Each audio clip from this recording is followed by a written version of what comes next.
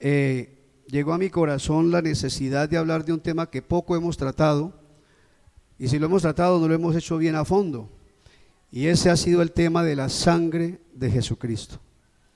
Y ese tema es trascendental, ese tema es vital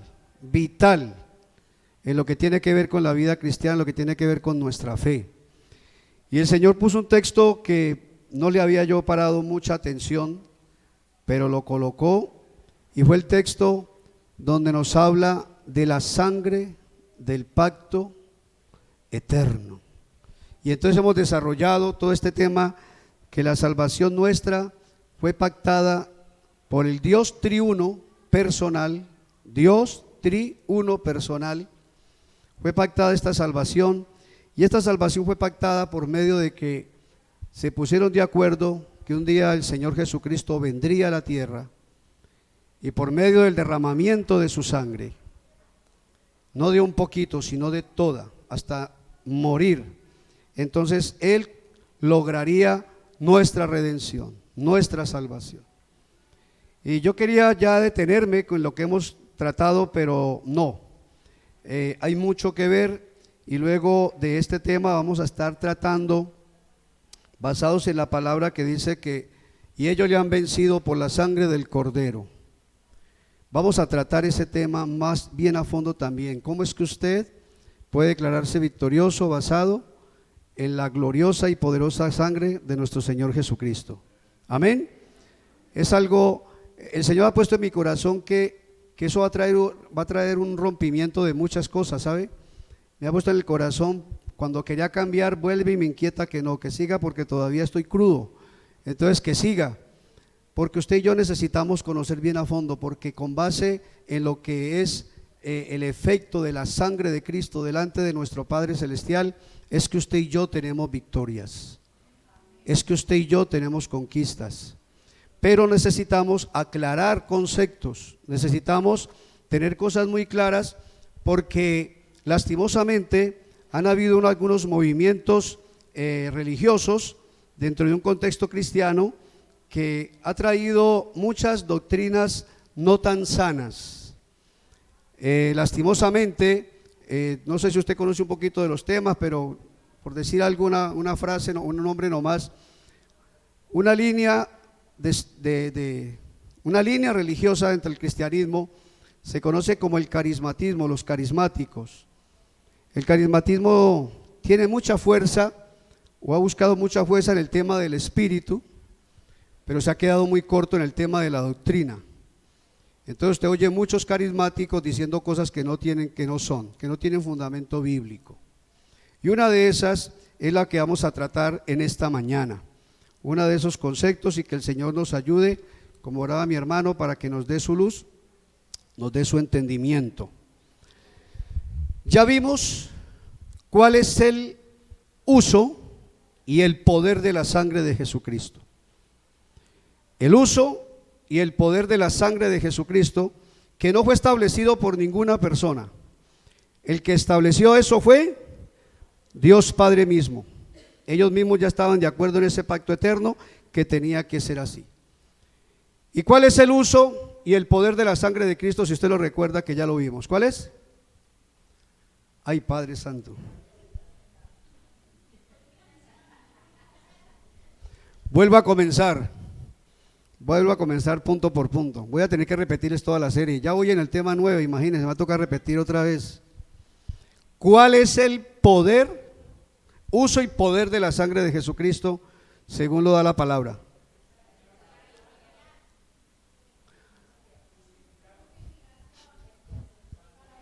Purificar. Está bien, lo ha dicho. Equivocando que hay equivocado. Purificar, y solo purificar. ¿Para qué Dios estableció que se derramara la sangre del sustituto inocente? Para purificar. Por eso, hablar de la sangre, sacándola del contexto de su labor, de su función, de lo que realmente Dios iba a hacer con ella, es lo que nos lleva a muchos errores, y el contexto es la inmundicia. Un mundo hundido en la inmundicia, un mundo que, como la Biblia ya lo ha escrito claramente, el príncipe de este mundo, que se llama ¿cómo? Es el que ha establecido un sistema de vida y un conjunto de valores y principios también basados en lo inmundo, porque él, como dice la Biblia por allá en Ezequiel, corrompió lo santo. De él nace la corrupción, de él nace lo podrido, de él es que se emana la muerte. Por lo tanto, la obra que iba a realizar la sangre que el Señor Jesucristo derramaría sería la de purificar, y solo purificar, y no va a tener otra función, según lo que la Biblia nos muestra, y eso lo estaremos viendo más adelante. Ahora, en el día de hoy quiero llamarle su atención a uno de los temas también que tiene mucho, que a veces desorienta. Alguna vez hablé de este tema en una clase, en un grupo de estudio, y una hermanita me recriminó porque ella decía, pero pastor, pero me ha funcionado. O sea, lo que hacía ella, dice, pero yo he hecho uso de la sangre de Cristo y me ha funcionado, ¿no? Y yo recuerdo que, no sé si les conté a ustedes lo que le pasó a la tía de mi esposa. Ella estaba recién convertida al cristianismo y ella había escuchado la enseñanza del Salmo 91, que dice que bajo sus plumas se cubrirá y debajo de sus alas estará seguro. El escudo de adarga es su verdad. Y las iban a robar, ella iba con otra mano y las iban a robar, pero ella era nueva. Entonces, en el momento en que ella la van a robar, ella se asala, pero quiere invocar la protección de Dios. Y entonces ella decía, ¿cómo es? Y hasta que Yogi dijo, las plumas, las plumas. No se acordó sino de las plumas. Ella no pensó que Dios, que la sangre, que no, las plumas, y pidió las plumas que la taparan para que el ladrón no la fuera a robar.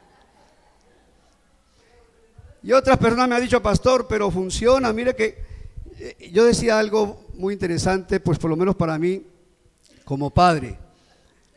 Si usted tiene un hijo, si usted tiene un niño pequeño y ese niño no habla todavía bien, está aprendiendo apenas a tomar el lenguaje, y le habla a usted, ¿usted le entiende o no le entiende? Estoy hablando de papá y la mamá escasamente porque los demás quedamos gringos, ¿cierto? Pero le está oyendo y uno no le entiende, y el papá o la mamá, ¿qué pasa? ¿Sí le entienden, sí o no? ¿Le entienden? Y yo digo que Dios es así con nosotros.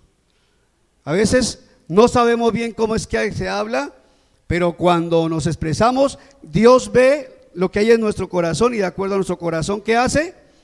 Pues responde, ¿cierto? No obstante, la palabra nos enseña, Dios mismo en su palabra nos enseña que tenemos que hacer buen uso de la palabra. Buen uso de la palabra. Porque el que tiene la tarea, que es terriblemente responsable de esto, no puede estar parándose en un púlpito a decir todo lo que se le ocurra porque le pareció. Nosotros tenemos que hablar de acuerdo a lo que la palabra del Señor ha establecido. Amén. Que ninguno enseñe más allá de lo que establecieron los profetas, el Señor Jesucristo y los apóstoles. Esa es la base. Y entonces uno de los usos que se hace es estar regando la sangre, ¿no? Me cubro el carro, cubro la casa, cubro las puertas, cubro todo con la sangre de Cristo. Un detalle allí que usted debe tener en cuenta: ¿usted es sumo sacerdote para que pueda coger la sangre y hacer con ella lo que quiera?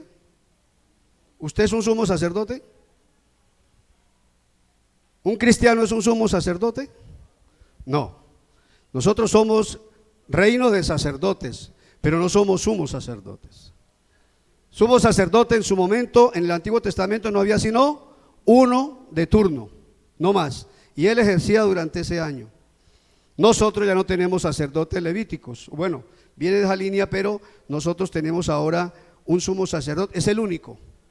Y usted y yo somos un reino de sacerdotes para servir a Dios, pero tenemos un único y absoluto sumo sacerdote, que es nuestro Señor Jesucristo, y Él es el que tendría que estar haciendo esa operación. Ahora, el tema entonces es la sangre del sacrificio rociada 7 veces. Ese es el tema de esta mañana, la sangre del sacrificio rociada 7 veces. Y entonces, como ya dijimos, lo primero que tiene que suceder es que la sangre es para purificar. Juan en 1:29 nos dijo, expresó a sus discípulos que andaban con él, Juan Bautista: he aquí el Cordero de Dios, que Jesucristo era el Cordero de Dios, que ¿qué? Que quitaba todo el pecado del mundo. Yo te la voy diciendo cuando la vas colocando ahora para que la gente no se me distraiga ya, ¿vale? Porque ponen a ver el dibujito y se me desconectan de acá. Entonces, Juan Bautista, andando con sus discípulos, cuando vio a Jesús, fue el que expresó. Y él sabía muy bien lo que estaba diciendo, era judío, y los que lo oyeron también supieron qué les estaba diciendo, porque también eran judíos. Pero si usted se para en una esquina aquí en Cali a estas alturas de la vida y ve y dice: esto es el Cordero de Dios que quita el pecado del mundo, la gente, ¿qué? ¿Cómo así? ¿Qué es lo que está diciendo? Hoy quedaríamos locos, pero en el contexto de la palabra pues lo entendemos muy bien. Ahora, la sangre del sacrificio para purificar, se tenía la práctica de que fuera rociada 7 veces.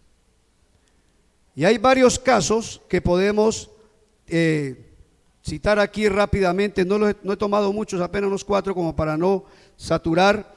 Y alguno de esos casos nos muestra con qué propósito se hacía.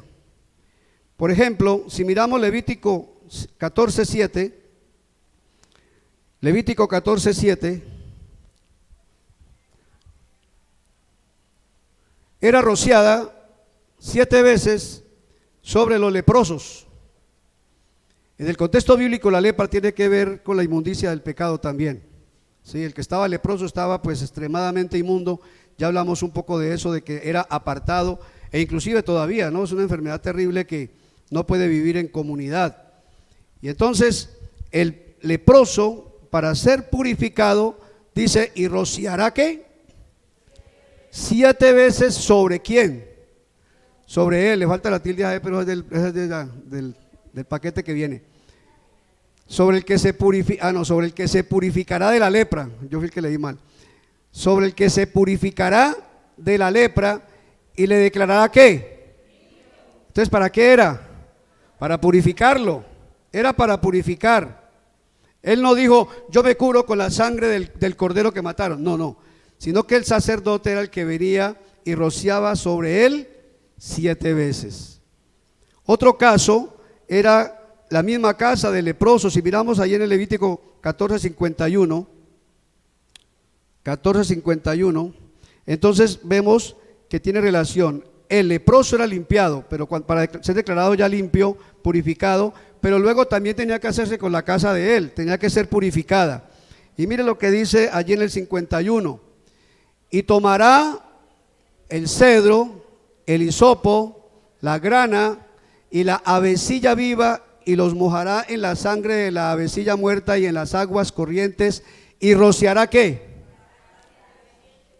Rociará la casa 7 veces. Algunos lo hacen antes de pasar a vivir para sacar los malos espíritus, pero ahorita que esto les hacía era ¿para qué?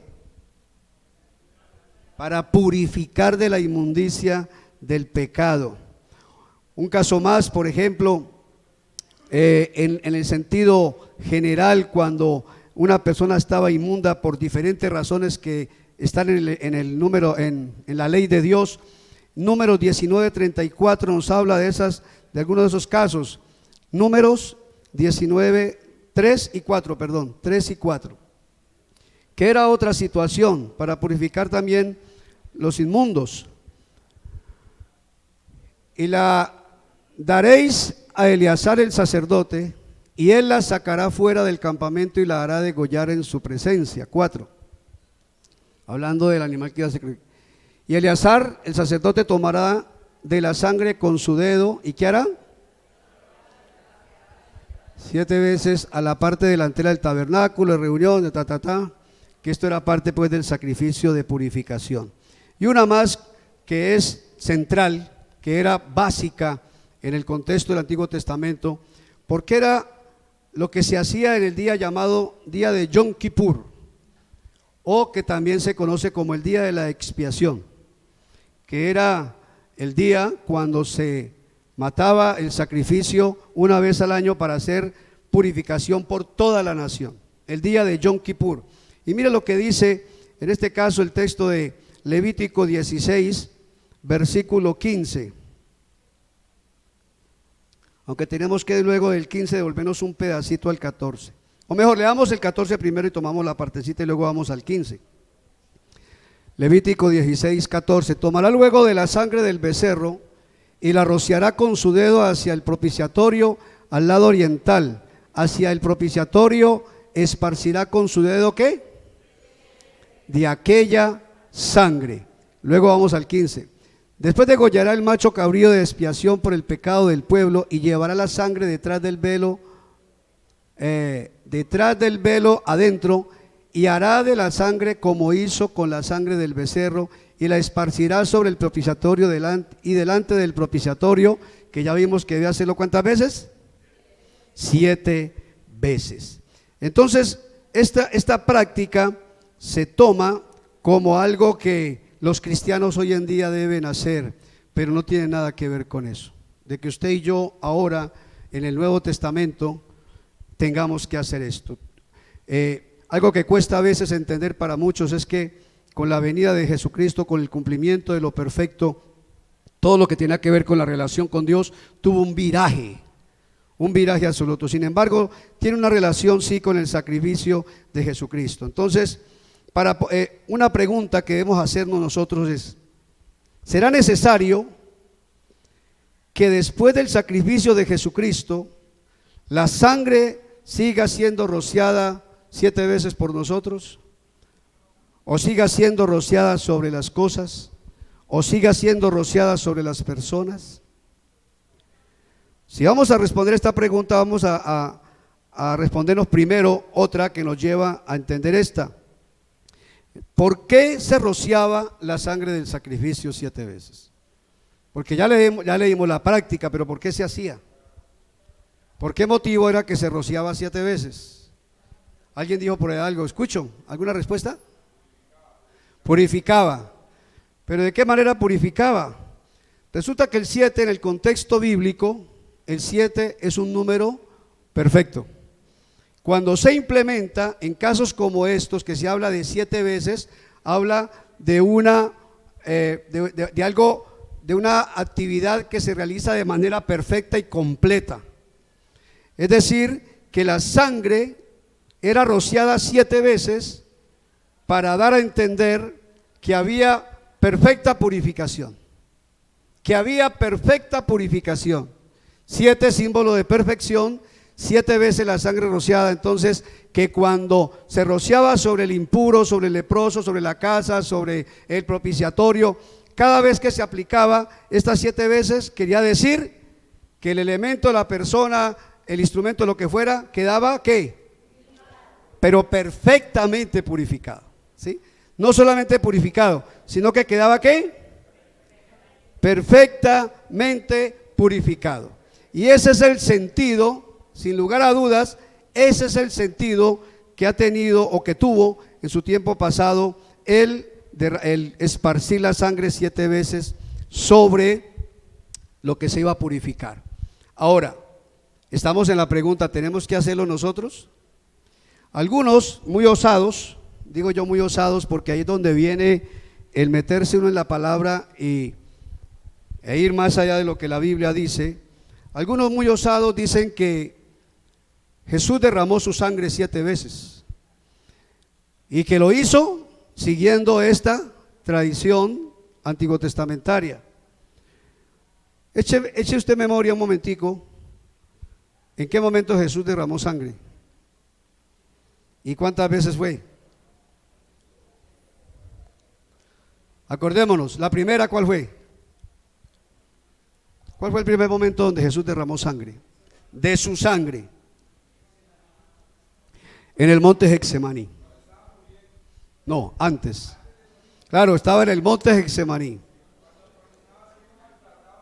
Antes. Monte Getsemaní. Escucha lo que estoy diciendo. Monte Getsemaní. ¿Qué fue?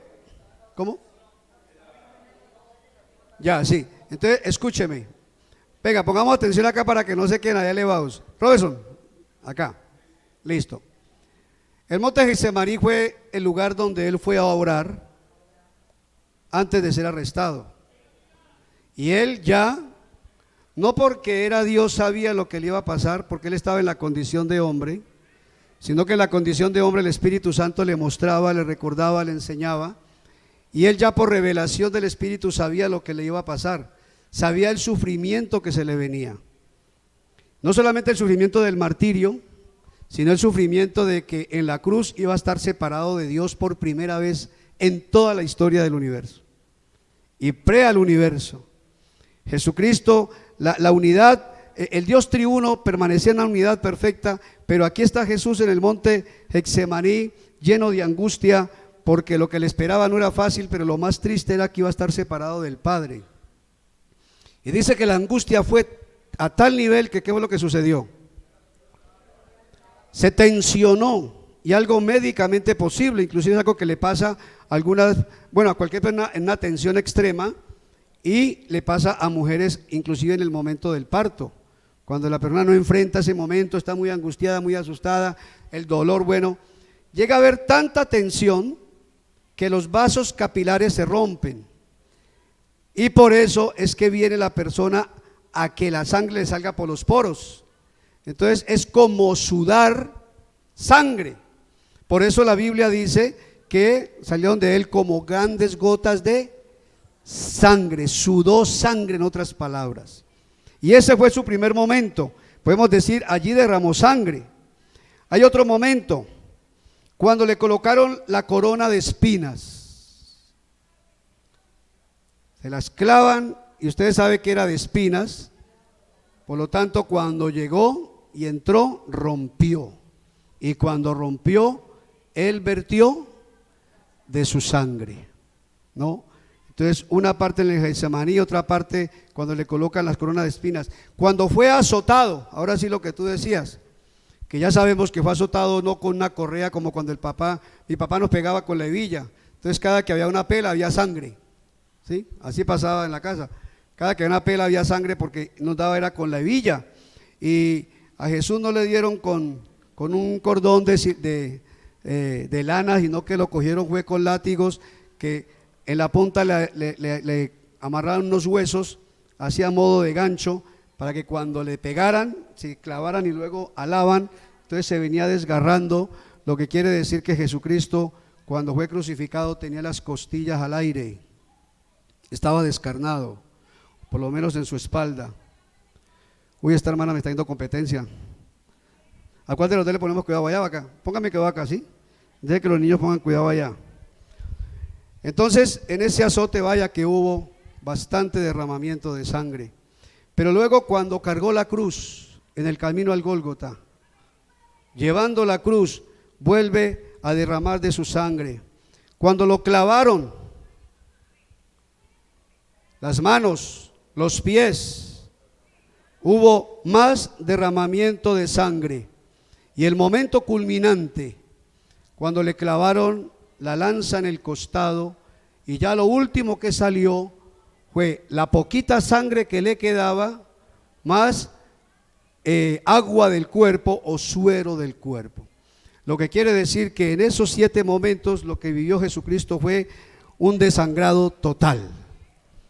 No quedó con nada de su sangre en su cuerpo, y cuando veamos los beneficios va a ver usted por qué tuvo que ser así. Eso lo vamos a tratar. No estamos en Semana Santa, ¿no? Pero es que nuestra fe no se fundamenta celebrada en una Semana Santa por allá. Nuestra fe se fundamenta en lo que dice la palabra, y esa es válida todos los días. Ahora, lo interesante es que en ninguna parte de la Biblia, del Nuevo Testamento, en los Evangelios, no, va a tocar que volteen ese bafle. Carlitos, dígale por favor que voltee el bafle para que le haga escándalo a los niños, no a nosotros. Está hablando más duro que yo. ¿Cómo era en la casa alegando, no? Padre. No necesitan. No necesitan micrófono. Sí. No vemos en la palabra del Señor ninguna parte en los evangelios, ni ninguna parte que diga que alguien fue enviado por Dios a ir recogiendo de la sangre de Jesús, cada que iba a botar un poquito, recoger y ahí estar y la vasijita para recoger, para que luego fuera y la esparciera sobre. ¿Hay algo de eso en la Biblia? No, no hay. Usted no encuentra eso en el Nuevo Testamento, usted no encuentra eso en ninguno de los evangelios. Que de la sangre de Jesús se haya recogido por orden de Dios y que se haya esparcido sobre personas o sobre cosas. No sucedió. Jesús derramó la totalidad de su sangre en 7 momentos diferentes y ninguna de esa sangre, ninguna gota de esa sangre fue recogida para ser rociada como una orden dada por Dios. Lo que nosotros, gracias a la obra de Jesús, gracias a la sangre derramada completamente sí tenemos, es un sumo sacerdote que se presentó delante de Dios con su propia sangre. Amén. Llevó su propia sangre hasta el lugar santísimo. El viernes estábamos dando el estudio bíblico a los muchachos y hablábamos de la resurrección y les recordaba a ellos que algo que ya enseñé aquí alguna vez, y es que la obra de Jesús tenía 2 escenarios distintos. El primer escenario era aquí en la tierra y el segundo escenario era en el cielo. En el Antiguo Testamento se veía en el tabernáculo eso, el sacrificio era en el solar llamado los atrios, pero luego el sumo sacerdote tenía que coger esa sangre en una vasija y entrar hasta el lugar ¿qué? Santísimo. En este caso, el lugar santísimo en la obra de Jesús, Él es sacrificado aquí en la tierra, pero tenía que ser presentado en el cielo. Y no fue con sangre de animales, fue con su propia sangre. Y entonces le pido allí a mi hermanito que ponga la segunda diapositiva. Bueno, vamos a mirar la primera y la segunda para que podamos asimilarlas mejor y entender un poco. Lástima que este proyector ya está tan desgastado. Necesitamos una ofrenda oficial para ese bombillo. 300, no, como 400,000 pesos que vale, ¿no? 400 lucas ya me dijeron allá.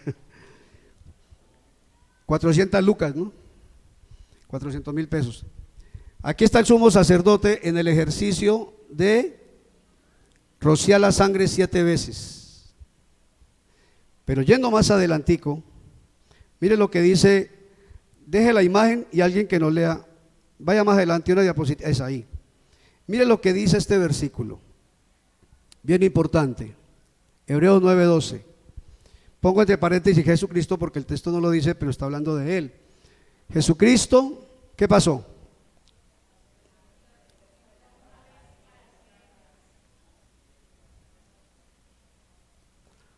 ¿Qué más? ¿Hasta ahí llega? ¿Entró una vez para siempre y ya?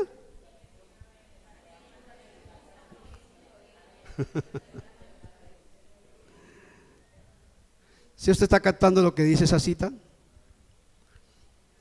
Mire, los sacrificios de animales, y ya luego se estableció la práctica del rociar la sangre 7 veces, fue ya en el contexto de la ley, pero los sacrificios de animales, derramar la sangre del cordero sustituto, ¿desde cuándo comenzó? ¿Cuándo fue la primera vez que se derramó sangre de cordero para justificar al pecador? Adán peca y su vergüenza por el pecado, ahora para tapar su vergüenza, su desnudez, su pecado y querer presentarse delante de Dios, ¿qué quiso usar o qué usó? Entonces ya sabemos que se hizo un delantal de hojas de higuera, pero ¿cómo dejó la cola? Porque el delantal, ¿qué es lo que tapa? Dice delantar, tapa y se hace un muñeco aquí, pero cuando usted voltea la cola la tiene a la intemperie. No servía porque eran hojas, no servía porque no cubría, tenía que haber derramamiento de sangre. Y el primer sacrificio lo hizo Dios, sacrificando un animal. No sabemos en ese momento si Él puso la ley, suponemos que pues también debió ser un cordero o algo así, y las pieles sacrificó al animal, y las pieles fue las que tomó para hacer ¿qué? ¿Qué hizo después? Ah, ya hizo túnicas. ¿Y la túnica qué hace? Esa sí nos cubre completos, delante y detrás. Entonces primero muere un animal inocente por el pecador. La sangre se derrama en su totalidad, porque Dios dijo que dio la sangre para remisión de los pecados. Y esta piel simboliza que gracias a la sangre, hasta morir de ese animal que fue derramada, ahora es cubierta su vergüenza, es borrado su pecado o cubierto su pecado y cubierta su vergüenza, y se puede presentar delante del Señor. Pero el texto que tenemos aquí nos está diciendo que Jesucristo, ¿cuántas veces entró? Una sola vez.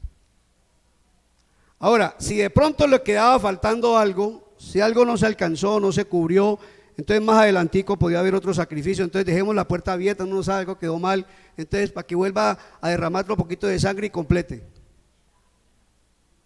Nosotros tenemos que leer la Biblia con mucho sentido, hermanos, para que no nos dejemos meter ni los dedos a la boca, ni nos dejemos desorientar de la verdad del Señor. Porque aquí dice que una sola vez y para siempre. Desde Adán hasta que Jesucristo murió en la cruz, ¿cuántos sacrificios hubo de animales? ¿Cuántos derramamientos de sangre? Miles de miles de miles. Y sin embargo, aunque eran rociados 7 veces, hablando de perfección, no hicieron la obra que tenían que hacer de quitar el problema del pecado. Porque esto hablaba solo era dar un mensaje. Y yo digo que si hay algún pedagogo que sepa cómo enseñarle a que uno aprenda, y eso que a veces, porque el diablo ciega el entendimiento, podemos tener la verdad en la cara y no la podemos distinguir, pero durante 4000 años haciendo sacrificios para que la gente entendiera que era por el derramamiento de la sangre de un cordero, de un sustituto inocente, muriendo el inocente por el pecador y muriendo a través del derramamiento completo de su sangre. Y esto lo practicaron durante 4000 años, y tomaban la sangre y la rociaban, y sabían que el 7 era número de perfección, y sabían que cuando era derramada, entonces rociada 7 veces, quedaba cubierto el pecado, y el pueblo, la persona, el elemento podían estar delante de Dios, podían ser usados por Dios. Pero que no era que esto anunciaba lo que habría de venir, que esto no era en sí lo perfecto, sino que lo perfecto sería el Cordero de Dios, Jesucristo, que a través de su sangre derramada una sola vez y presentada una sola vez y para siempre, ¿qué iba a hacer? ¿Qué iba a hacer? ¿O tendría eterna qué? Redención. La palabra redención, ¿qué quiere decir? Redimir. La palabra redimir, ¿todavía no? ¿Todavía no? ¿Qué quiere decir? Liberar. La palabra redimir quiere decir liberar por el pago de un precio. Y el precio fue la vida de Jesucristo. El precio fue la vida de Jesucristo. Y entonces dice que obtuvo eterna. Eterno quiere decir ¿hasta cuándo? De ahí en adelante, ¿hasta cuándo? Para siempre. Entonces entró una sola vez con su propia sangre hasta el lugar santísimo. Muere aquí en la tierra, pero se presenta ante el Padre. Jesús resucitó no solamente resucitó para que después de su obra aquí en la tierra, que era el primer escenario, luego pudiera entrar al segundo escenario, que era en el cielo, en el lugar santísimo celestial, y entrar a él resucitado con su propia sangre delante del Padre, porque lo hemos dicho una y otra vez y lo repito. La sangre no es para andarla regando por ahí, sino que la sangre primero tenía que ser presentada a Dios. El que dijo que era por sangre de un sustituto inocente fue Dios, y el que tenía que ver la sangre era Dios, y el que decía si sirve o no sirve es Dios. Y gloria sea el nombre de nuestro Señor Jesucristo, que fue confirmado por el Padre Celestial cuando fue resucitado de los muertos. La ley dice que el que cumpla los mandamientos por ella vivirá. De nosotros ninguno es capaz, pero Jesucristo sí pudo. Llegó hasta la muerte en perfección. Por eso ahora también podía vivir por la eternidad por esa obediencia completa. Mi hermano, es difícil dar respuestas de los... Uy, hermano, ahorita me da el bosquejo para predicarlo la próxima semana. Apúntelo. Gracias, mi hermano. Más o menos por ahí es que estaremos estudiando más a fondo este tema. Por esa línea es. Entonces, ¿dónde permanece la sangre? Delante de Dios. Se presentó ante Dios. Entonces, por eso coloco esa arca ahí, que ese es el arca del pacto, una figura, una representación del arca del pacto. La tapa, que es donde están los querubines, entonces representa el propiciatorio. Y ahí, yo no sé si alcanzan a ver la manchita roja. Primero vimos al sacerdote rociándola, ahora está allí.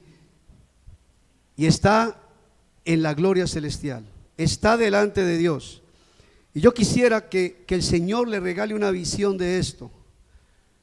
El propósito dentro de esta reflexión es que el Señor, el Espíritu de Dios, le dio una visión de esto. Porque aquí está la clave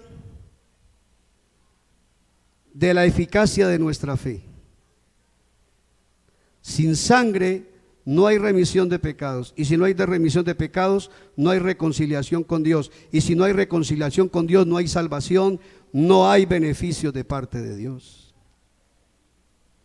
Entonces, la base de nuestra fe, la que realmente nos marca el camino verdadero para estar delante de Dios, es la sangre de Jesucristo delante del Padre Celestial. Entonces yo le invito a que mire por unos segunditos, mire esta imagen. En el cielo se habla del lugar santísimo, y en el cielo se habla también del arca, y se habla del propiciatorio en el cielo. Y yo puedo decirlo con toda libertad a ustedes, mis hermanos, cuando levanto mi pensamiento a Dios, cuando me arrodillo, o como sea que levanto mi oración, hay algo que viene a mi mente siempre. Es por la sangre de tu Hijo amado que está delante de ti. Porque dígame, ¿quién de ustedes tiene derecho a presentarse directamente delante de Dios?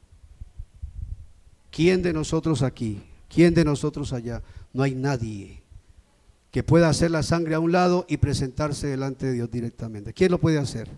Nadie. Y los que lo podemos hacer es porque esta sangre reposa delante de Dios. Y al reposar delante de Dios, entonces el resultado es eterna redención. Y vienen un poco de beneficios que los vamos a ver. Y entonces por eso es que yo puedo obtener todos los beneficios del Padre Celestial por la sangre que reposa.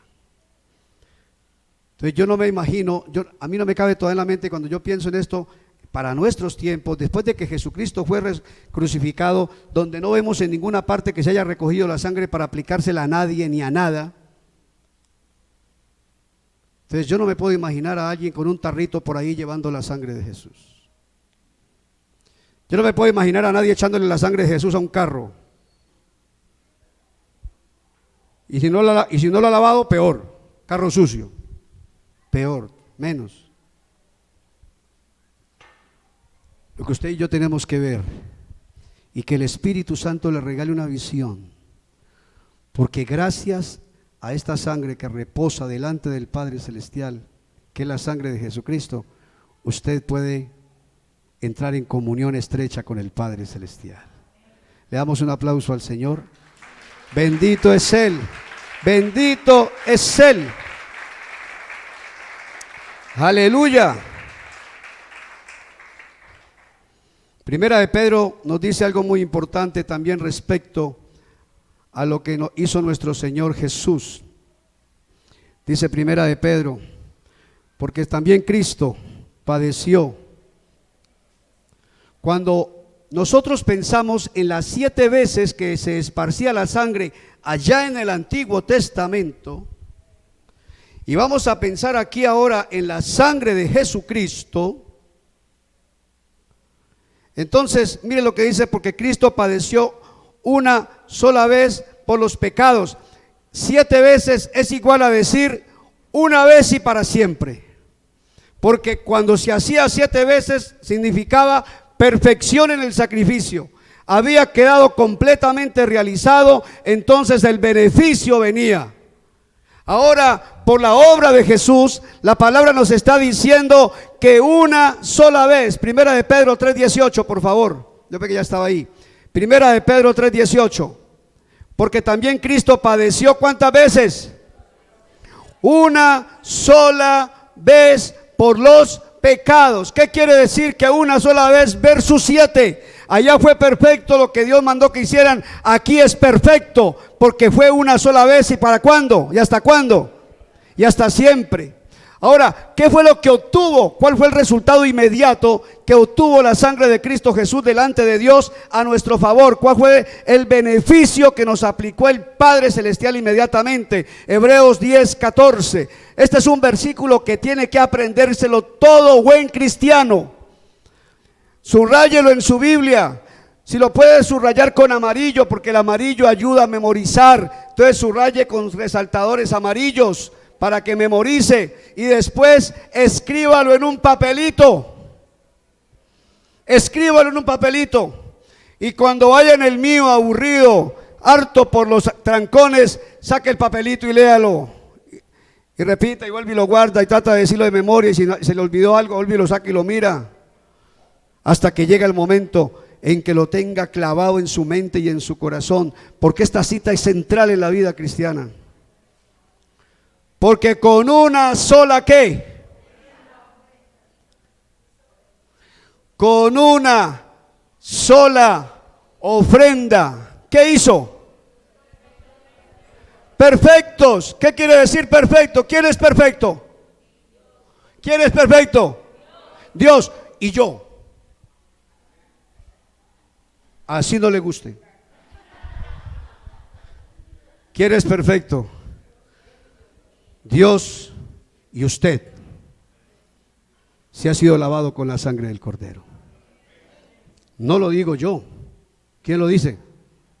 Lo dijo Dios a través de su siervo cuando escribió esto, porque con una sola ofrenda y para siempre hizo perfectos. Con todo lo pecador que soy yo, sí. Porque es que usted no es perfecto delante de Dios por lo que usted haga o no haga. Usted es perfecto delante de Dios por lo que Cristo hizo por usted. Porque Él fue perfecto delante del Padre y derramó su sangre para el perdón de sus pecados, y el Padre lo que hizo fue que la justicia de Jesucristo se la aplicó a usted. Entonces usted y yo somos perfectos en Cristo Jesús. Amén. Démosle ese aplauso al Señor y démosle gracias. Bendito.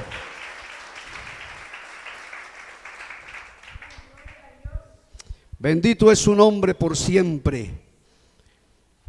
Ahora, en primera de Pedro 1:2 hay un texto que algunos lo toman para argumentar que todavía de manera figurativa la sangre debe de ser rociada sobre las cosas y las personas. Lo digo porque es que mire que Carlitos Garcés, a él le regalaron un librito, es un manual de células. Tiene, creo que son como 12 temas para células de cierta congregación. No digo de cuál es para que no me van a meter en problemas. Y en ese manual se trata, así se titula, el poder de la sangre. Entonces él muy inquieto me lo trajo, pastor, revisa y toda la cosa. Yo le dije, démelo para mirarlo a ver.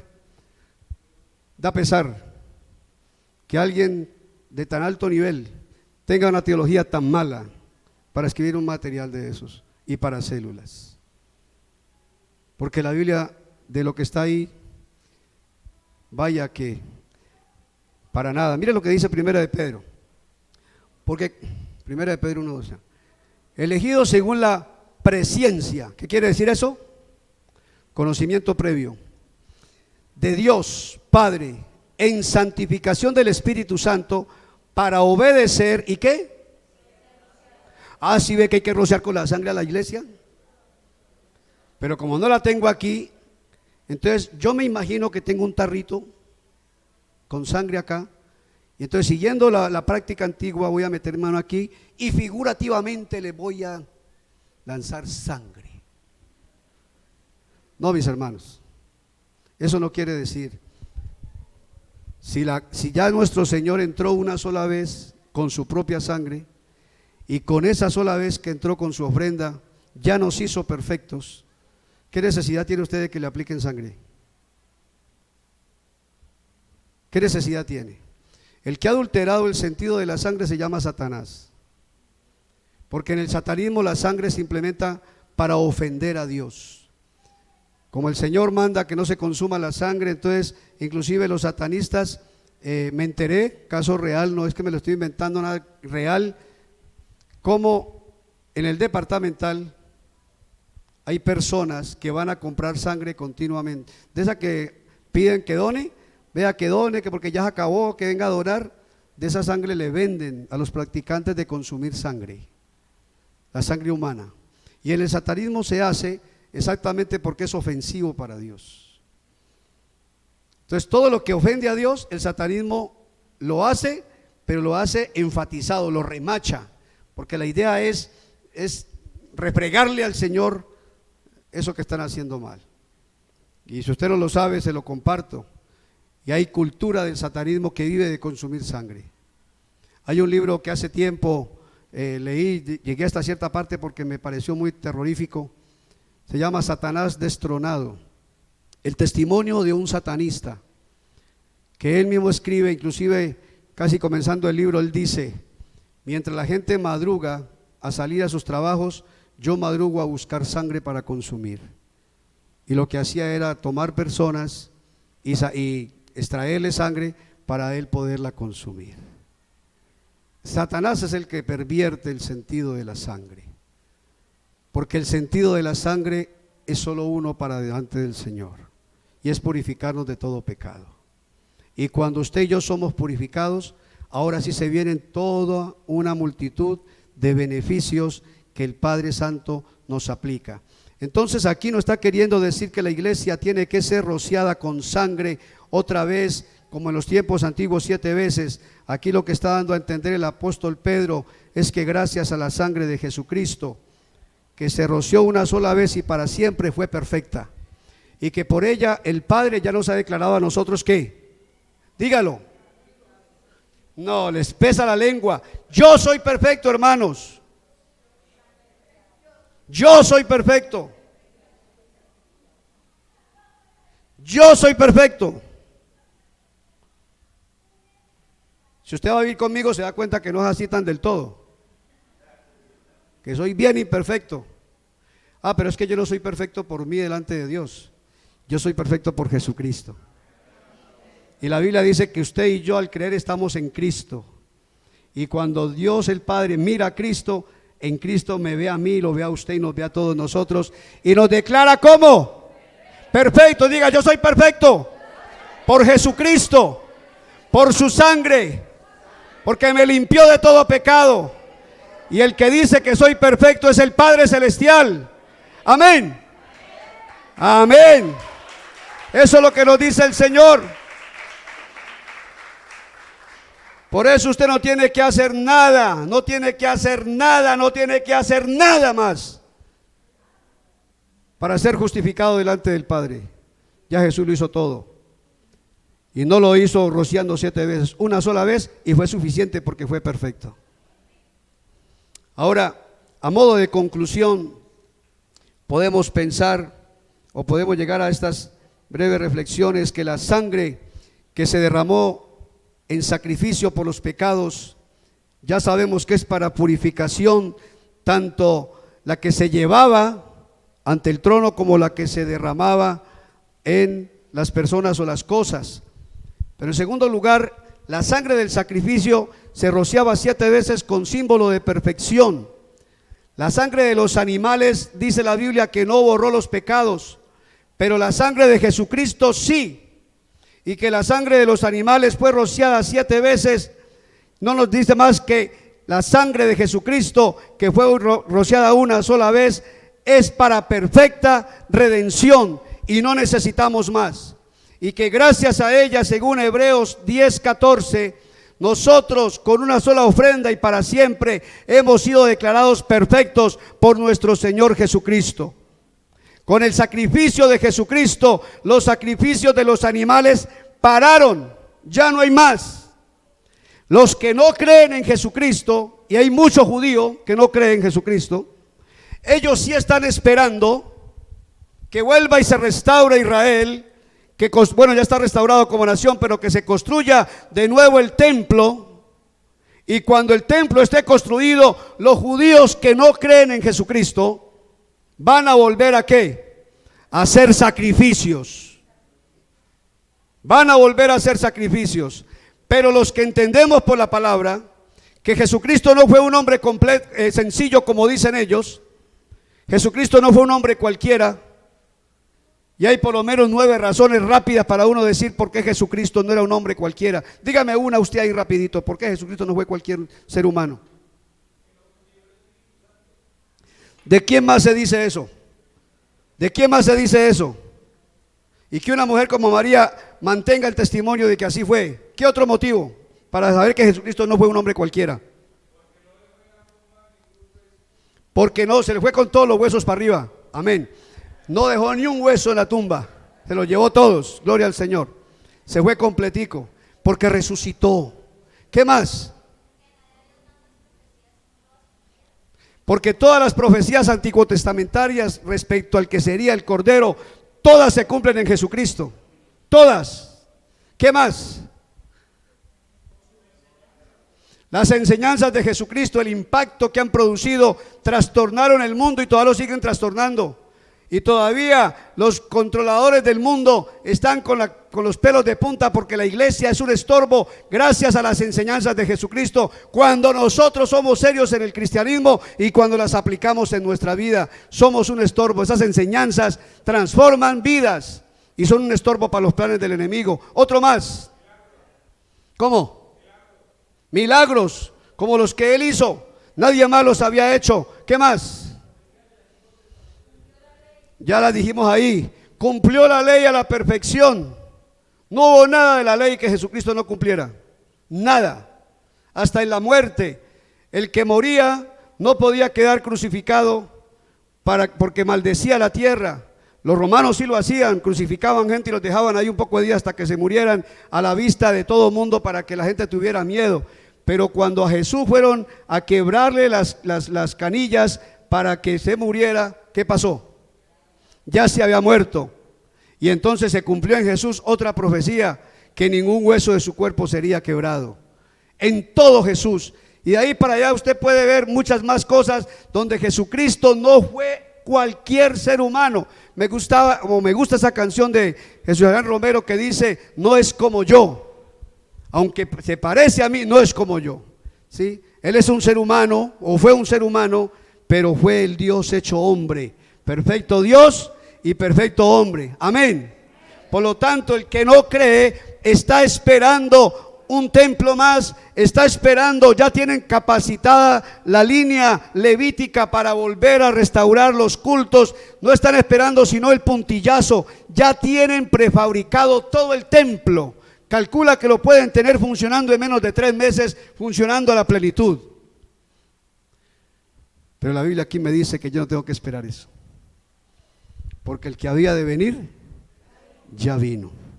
Y lo que había de hacer, ya lo hizo. Y el impacto, el beneficio que yo debería de tener, ya lo tengo. Soy limpio de todo pecado por la sangre de Cristo Jesús. Amén. Gloria sea al Señor. Gloria sea su nombre. La única ordenanza de Jesucristo dada a su iglesia respecto de su sangre es de hacer representación. Y le pido por favor la tercera diapositiva allí, porque la única ordenanza dada por Jesús a la iglesia, desde que Él vino, hizo su obra, y antes inclusive de irse, dejó este mandato: que hiciéramos memoria de su sangre, sí, pero no derramando la sangre de ningún animal, ni como dicen por ahí. Hay quienes dicen que yo no sé en qué basílica, me parece que la de San Pedro en Roma, es la que tiene por allá en un muñeco de tantos que tienen, hay una cápsula que según ellos ahí hay un poquito de la sangre de Jesucristo, ¿no? Se le quedó un poquito.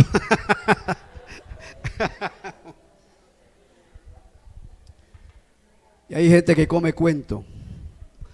Eso es como cuando salieron vendiendo los crucifijos de la madera de la cruz de Jesucristo. ¿A dónde fue tipo que dio eso para conseguir un pedazo de palo de eso? Hola. ¿A dónde? Y lo más tremendo, estaba la cruz de madera y le han hecho una basecita para que usted la pare en cualquier parte. Bueno, usted no, los que la compran, la parara en cualquier parte, y la basecita tenía una piedrecita adentro, y según eso era una piedra del monte Gólgota. O sea, estaba ahí, estaba la cruz y estaba la piedra. Y si usted se va con la cruz y la piedra y se va donde está, según eso hay poquito de sangre, ¿no? ¿Para qué más, cierto? ¿Para qué más? Pero el Señor Jesús y Dios, sabiendo cómo es el fetichismo de la gente vuelve todo fetiche. Y se lo escuché decir, no sé si fue en una entrevista, no me acuerdo dónde, pero escuché decir a un cura. Le preguntaron: señor sacerdote, usted que sabe, que conoce la Biblia, que no se debe adorar imágenes, que no se debe inclinar a ella y nada de eso, que no se debe ni hacer ni adorar, ¿ustedes por qué las hacen y permiten eso? Y él dijo algo que es sencillo y que es muy mal aprovechado tristemente. Dice: la gente para creer necesita tener algo tangible. Entonces nosotros les ayudamos por ese medio. O sea que según eso los fetiches son una manera de ayudar a la gente a tener fe. Y lo que hacen los fetiches es desviar la fe de la gente. El fetiche desvía la fe de la gente. Porque si dice la Biblia, por ejemplo, si Jehová no guarda la casa, ¿qué pasa? Usted puede tener el policía allá adelante, y si un ladrón se le quiere entrar, se le entra, con policía, con candados, con chapa yale y con lo que quiera, se le entra. Pero si Dios lo cuida, hasta se le queda abierta la puerta y nadie la ve. ¿Pasa o no pasa? Entonces yo no necesito nada que me desvíe mi fe. Su fe y mi fe están puestas en un Dios que es espíritu. Es espíritu. Y no necesita ninguna representación. Adoro al Dios que es espíritu, al Padre celestial, en la persona de Cristo Jesús, mediante el Espíritu Santo.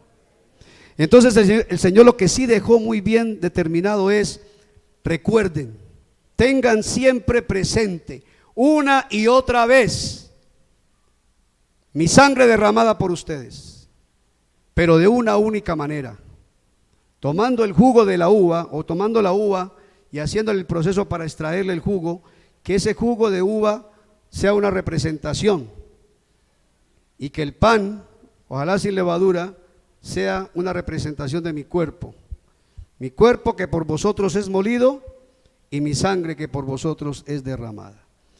Esta sangre, este jugo de uva que nosotros usamos en la Santa Cena, yo estaba convencido que hoy había Santa Cena, pero es dentro de 8 días. Entonces con esa, mejor, para que tengan más conciencia de lo que vamos a hacer.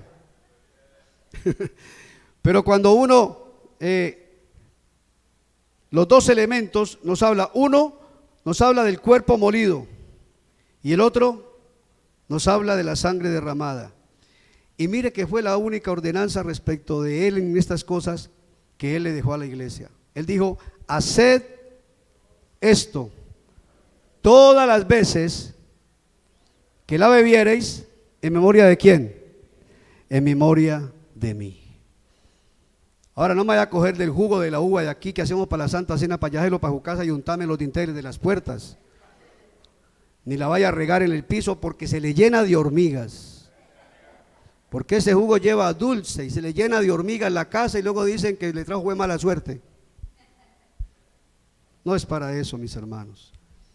Debe de ser representativa, y debe ser representativa en un jugo de uva que no es como dice la religión católica, porque eso no tiene ningún fundamento bíblico, de que ese jugo de uva y que ese pedazo de pan, el jugo de uva se vuelve sangre en el momento de la Eucaristía. Eso dice la religión católica, que el jugo de uva se vuelve sangre en el momento de la Eucaristía, y que en este caso para nosotros es pan, pero para ellos es galletas costeñas sin dulce. La hostia es galleta costeña sin dulce. ¿Usted no sabía eso? Galletas como costeñas. ¿Usted ha comido galleta costeña? ¿Quién ha comido galleta costeña? Quítele el dulce y es una hostia. Solo que grandote. Grandote. Las obleas. Una oblea. Para nosotros es un pedazo de pan, pero para ellos es una oblea chiquita. Ellos dicen que en el momento de la Eucaristía esa oblea se vuelve cuerpo de Cristo. Yo entré a misa, yo no sé cuántas veces, pero yo creo que las puedo contar con los dedos de una mano y me sobran dedos. Pero un día que entré me metí en la fila de los que iban a tomar la Santa Cena.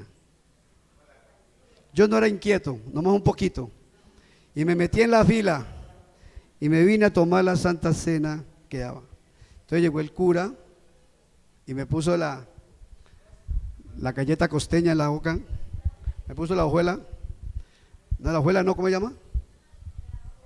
La olea, me la puse en la lengua y yo la mordí y sacó y me pegó un coscorrón. Ahí llegó uno y ¡pa! El cuerpo de Cristo no se mastica. Y dije yo, ay, ¿cómo así? Ni idea que estaba mordiendo el cuerpo de Cristo. Ni idea. Me regañó, no, me pegó un coscorrón ahí mismo delante, eso fue en la capilla Santiago Apóstol. Por ahora que no volví nunca más por allá ni a tomar de nada de eso. Hermanos, ese vino no se vuelve sangre y ese pan o esa galleta no se vuelve carne de Cristo. Solamente representan. Y es el único elemento, tenga esto presente usted, es el único elemento que de boca del mismo Señor Jesús quedó establecido que su iglesia debe de tomar continuamente la Santa Cena para hacer memoria de Él y hacer memoria de nuestro Señor Jesucristo. Todo aquel que se haya acogido por la fe al poder purificador dado por Dios Padre, a la sangre de su Hijo encarnado Jesucristo, ¿qué debe hacer entonces? Debe bautizarse primeramente. Es un mandato. Y segundo, para que tenga presente todos los beneficios que tiene, debe de estar cenando continuamente. En la práctica no se cena sin bautismo, porque el paso siguiente a creer con todo el corazón es bautizarse. Y todo aquel que se bautiza, aquí le enseñamos muy bien por qué quiere decir el bautismo, se lo damos bien molidito. Todo aquel que se bautiza se está acogiendo a esa obra de Jesucristo, declarándose muerto en Cristo, sepultado con Cristo y resucitado con Cristo para una nueva vida. Y lo que va a hacer a través de la Santa Cena es estar recordando siempre, tengo comunión con el Padre, tengo comunión con la iglesia, gracias a la sangre de Cristo Jesús, que nos limpia de todo pecado. Amén. Coloquémonos en pie, mis amados, vamos a orar y espero que el Señor les siga dando entendimiento, les siga dando luz. Y lo que quiero pedirles es que no se pierda ninguna de las enseñanzas que vamos a trabajar sobre los beneficios. De una vez le adelanto esto: los beneficios son gracias a la sangre, pero los beneficios no los da la sangre, los da el Padre Celestial, los da Dios. Él es el que nos da los beneficios. Cierre sus ojitos un momento. Si el Espíritu Santo le ha dado alguna luz, usted mismo con sus propias palabras, exprésele a Él. Para mí es maravilloso ahondar en esta verdad. Para mí es maravilloso enfatizar esta verdad. Ya no tenemos que estar haciendo sacrificios todo el tiempo. Ya no tenemos que estar recogiendo sangre para ir a aplicarla en ninguna parte. Ya todos los sacrificios se acabaron y esas prácticas se acabaron. Gracias a Cristo Jesús. Gracias a que su sacrificio es perfecto. No fue, es, permanece en la eternidad. Y gracias a esto es que usted y yo somos declarados santos delante del Señor, declarados perfectos delante del Señor. Si usted más o menos capta lo que esto implica, dele gracias a Jesús. Por eso es que lo adoramos, por eso nos tomamos tiempo para exaltarle, para humillarnos ante su presencia, para decirle: si no fuera por ti, si no fuera por tu sacrificio, si no fuera por tu sangre. Oh amado Jesús, ahora yo le invito a usted que de pronto ha venido escuchando la palabra y que esta parte no la tenía tan clara. Si el Espíritu Santo le ha dado alguna luz, yo le invito a usted que en esta hora le diga: Señor Jesús, creo en tu sangre derramada. Dígale: Señor Jesús, creo que todo lo que pasó en el Antiguo Testamento estaba hablando de la obra que tú harías, que cuando tú vinieras tu obra iba a ser tan perfecta que ya lo anterior no era necesario, que ya se cumpliría la voluntad del Padre y que ahora por medio de tu sacrificio yo sería justificado, sería limpio de todo pecado y puedo ser reconciliado contigo, Padre. Abro mi corazón. Reconozco tu sacrificio y tu sangre derramada como el único medio para yo ser purificado y estar delante de ti. Te pido en el nombre de Jesús que me perdones. Te pido en el nombre de Jesús que por su sangre me limpie de todo pecado. Te pido en el nombre de Jesús que me adoptes como tu hijo, que me des de tu espíritu para ser parte de tu familia.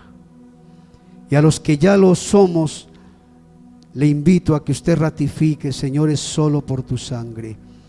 E inclusive yo le invito que con mucho respeto y reverencia le digamos al Señor: perdóname por el mal uso, perdóname por implementarla mal, perdóname por mi ignorancia, Señor.